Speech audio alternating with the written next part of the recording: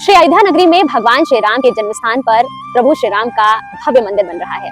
देश में एक अलग ही प्रकार का उत्साह है। देश ही नहीं बल्कि पूरी दुनिया राममय हो चुकी है। ऐसे में आपको जानकर खुशी होगी कि देश के अलग अलग कोनों में फिर से धार्मिक स्थानों का उत्थान हो रहा है। आज के इस वीडियो में हम आपको देश भर में मौजूद कुछ ऐसे धामों, कुछ ऐसे स्थानों, कुछ ऐसे मंदिरों के बारे में बताएंगे जिनका पुनर्निर्माण किया जा रहा है और इनके पुनर्निर्माण से उस क्षेत्र में कैसा विकास हो रहा है, कैसी उन्नति हो रही है, धार्मिक और आर्थिक। इसके बारे में आज हम इस वीडियो में बात करेंगे। नमस्कार, मैं हूँ आरती हिंद यादव। आप सभी को हमारा राम राम। चलिए जानना शुरू करते हैं।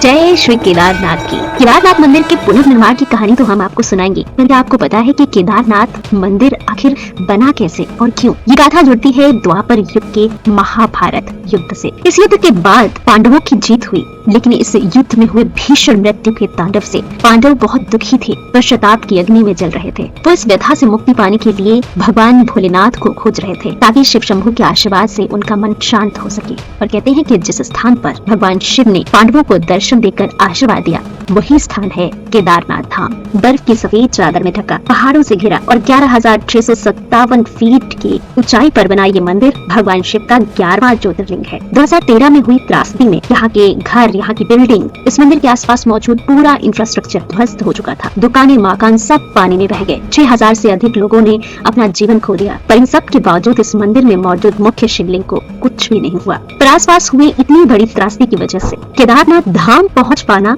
और शिव शंभू के दर्शन कर पाना श्रद्धालुओं के लिए बहुत दुर्लभ हो चुका था। इस त्रासदी के बाद इस धाम के पुनर्निर्माण का कार्य देश के वर्तमान प्रधानमंत्री नरेंद्र मोदी ने शुरू कराया और देखते ही देखते पूरी श्रद्धा और लगन के साथ, मन में आस्था और जिगर में हौसला रखकर तमाम कारीगरों ने बिना रुके, बिना थके इस धाम का पुनर्निर्माण करने में अपना सहयोग दिया। सच्ची आस्था, लगन और मेहनत से परिवर्तन कैसे हो सकता है, आप इन तस्वीरों में देख सकते हैं। केदारनाथ धाम का नया स्वरूप दर्शाता है भारत का अपनी संस्कृति, अपनी सभ्यता के प्रति लगन को। केदारनाथ धाम का पुनर्निर्माण भारत के उस रूप को दर्शाता है जो न सिर्फ अपनी विरासत को संजोने लगा है, बल्कि पूरे गर्व के साथ देश और दुनिया तक पहुंचा रहा है। आपको जानकर हैरत होगी कि अयोध्या के अलावा एक और मंदिर है जिसको भी 500 साल लग गए वापस अपने अस्तित्व को उसी रूप में पाने के लिए। किसे और कैसे, आइए आपको ले चलते हैं भारत के शक्तिपीठों में से एक पावागढ़। पावागढ़ के माँ कालिका मंदिर के पुनर्निर्माण की कहानी से पहले क्या आपको ये पता है कि भारत में मौजूद तमाम शक्तिपीठों का निर्माण हुआ कैसे? सतयुग की बात है, जब भगवान विष्णु ने अपने सुदर्शन चक्र से माँ सती के मृत शरीर को 52 टुकड़ों में विभक्त किया था, तब धरती पर जिन जिन जगहों पर माता सती के अंग गिरे थे, वहीं पर एक एक शक्तिपीठ मौजूद है और इन्हीं में से एक है पावागढ़। 15वीं सेंचुरी में गुजरात के छठे सुल्तान महमूद बेगड़ा ने इस मंदिर का शिखर तोड़ दिया था और आपको जानकर हैरानी होगी कि यहाँ 500 सालों तक ध्वजा नहीं लहरा पाई। लेकिन 500 साल बाद पीएम मोदी ने इस मंदिर का पुनर्निर्माण कराया और अब फिर से यहाँ पर ध्वजा लहरा रही है। ये शिखर ध्वज इस बात का प्रतीक है कि सदियां बदलती हैं, पर आस्था का शिखर शाश्वत रहता है। और अब बात करेंगे उस पवित्र स्थान की जो 12 ज्योतिर्लिंगों में से पहले स्थान पर आती है, यानी सोमनाथ मंदिर। सोमनाथ मंदिर के पुनर्निर्माण की कहानी तो हम जानेंगे, पर उससे पहले जानते हैं 12 ज्योतिर्लिंगों की स्थापना कैसे हुई। बात तब की है जब महेश्वर ने ब्रह्मा और विष्णु जी पर क्रोधित होकर ज्योति स्तंभ का रूप लिया था और उस स्तंभ की ज्योति धरती पर जहाँ जहाँ पड़ी वही बना ज्योतिर्लिंग। और उन्हीं 12 ज्योतिर्लिंगों में सबसे पहले आते हैं सोमनाथ महादेव। 17 बार आक्रमण होकर तोड़े जाने के बाद भी सोमनाथ के शिखर पर मौजूद ध्वज शान से लहराते हुए भारत की संस्कृति, सभ्यता और विरासत की कहानी सुनाता है। इस मंदिर के पुनर्निर्माण का सिलसिला अगस्त 2021 से शुरू हुआ, जब पीएम मोदी ने कई प्रोजेक्ट्स के इनॉग्रेशन के साथ शुरू किया इस मंदिर के जीर्णोद्धार का कार्य। और अब इस मंदिर को एक ऐसा इंफ्रास्ट्रक्चर, ऐसी सुविधाएं मिली हैं जो यहाँ आने वाले श्रद्धालुओं के अनुभव को बेहतरीन और दिव्य बना चुका है। नए सिरे से पुनर्निर्मित इस सोमनाथ धाम में एक 1.5 किलोमीटर लंबा वर्ल्ड क्लास प्रोमेनाड बनाया गया है, जिसके एक तरफ सोमनाथ मंदिर और दूसरी तरफ समुद्र दर्शन कर सकेंगे आप। वर्तमान सोमनाथ मंदिर का स्वरूप जो आप देख रहे हैं वो तो वर्तमान प्रधानमंत्री ने बनवाया है, पर उससे पहले सोमनाथ मंदिर के जीर्णोद्धार का पहला श्रेय तो अहिल्याबाई होलकर जी को जाता है। और सोमनाथ मंदिर का ये भव्य अवतार भारत के विश्वास, आस्था और अपनी विरासत को संजोए रखने की स्पिरिट को बखूबी दर्शाता है।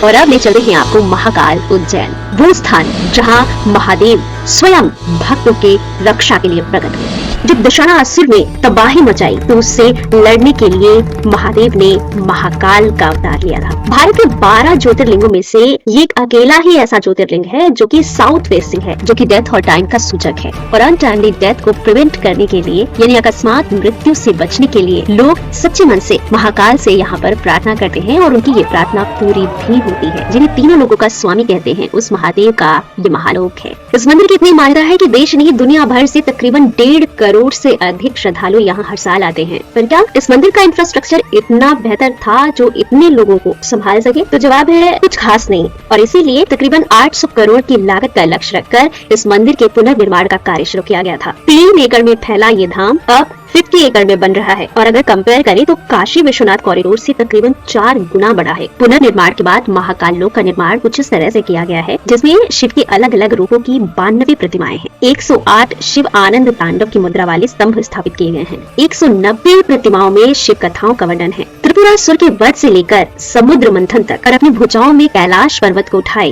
रावण की पौराणिक कथाओं से लेकर शिव पुराण की कथाओं का भव्य नजारा आपको दिखेगा। इस महाकाल लोक में 20 हेक्टेयर में तो महाकाल का रुद्र सागर सरोवर है। ये महाकाल लोक अब इतना भव्य बन चुका है कि अगर इसको आप पूरा देखना चाहते हैं तो तकरीबन 6 घंटे का समय लग जाएगा। और इसमें जो सबसे खूबसूरत जगह मुझे दिखाई देती है वो है 134 फीट के पत्थर पर शिव बारात का वर्णन। महाकाल कॉरिडोर को बनाने के लिए भी उन्हीं पत्थरों का इस्तेमाल किया गया है जो कि अयोध्या मंदिर के लिए बने हैं। और यहाँ पर भगवान शिव के साथ साथ उनके पूरे परिवार की प्रतिमाओं को स्थापित किया गया है। 2 हिस्सों में बना है ये कॉरिडोर, जिसमें पैदल पथ और ई कार्ट पथ दोनों है। बच्चे, बुजुर्गों, दिव्यांगों और महिलाओं के लिए ई कार्ट की व्यवस्था निःशुल्क दी गई है। तकरीबन इस कॉरिडोर में 450 गाड़ियों का पार्किंग भी फ्री है। कहते हैं कि किसी भी शुभ कार्य की शुरुआत करने से पहले महाकाल का आशीर्वाद लेना जरूरी है। महाकाल का ये दिव्य नजारा आज ही नहीं युगों युगों तक भक्त को उनकी आस्था से जोड़े रखेगा। और अब आपको ले चलती हूँ उस नगरी में जो भगवान शिव के त्रिशूल पर टिकी है, काशी। कहते हैं कि माता सती ने जब माता पार्वती के रूप में जन्म लिया